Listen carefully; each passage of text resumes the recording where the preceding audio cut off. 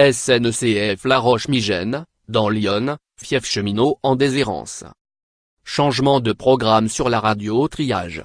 Prévu de longue date, l'émission spéciale sur Johnny Hallyday, la 383e. A été reportée. L'idole défunte peut attendre. À Migène, Lyon, vieux bastion ferroviaire, la voie du rail prime encore sur le top 50. Et les cheminots, depuis quelques jours, ont entonné le chant de la grève. Ils sont une poignée à se serrer, ce samedi 24 mars, dans le studio rafistolé de la radio libre. L'antenne est la seule de France dotée d'un label train. La plupart de ses bénévoles, sangliers du ballast ou seigneurs de la loco, des retraités de la SNCF.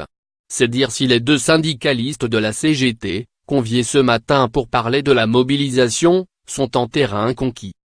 Statut, mise en concurrence, réorganisation. Personne, autour de la table, ne soutient le projet du gouvernement. Le spectre d'une privatisation à l'anglaise inquiète. Comme en 1995, quand la station avait chroniqué la grève au jour le jour, les anciens sont solidaires des actifs. Près de 550 employés travaillent encore sur le site Iconet, selon le décompte d'Osvaldo Cerquera, secrétaire général de la section CGT. Près de 80% des roulants conducteurs et contrôleurs suivent la grève. Le mouvement est stable. Même Migène, même imprégné jusqu'à la moelle par l'histoire du chemin de fer, n'est plus le fief d'antan. On enterre des cheminots plus qu'on en marie à l'église du Christ 3. Dans les cités construites près de la gare, il y a du mal-être, aujourd'hui, alors, qu'ils y ont été si heureux, se désole Alain Vincent, historien amateur et président de la radio.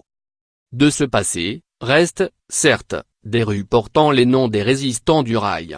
Un bar labellisé PLM pour Paris-Lyon-Méditerranée. Et la gare, bien sûr, la célèbre gare de La Roche-Migène, située à un jet de pierre, sur la rive sud du canal de Bourgogne. Elle n'a pas bougé.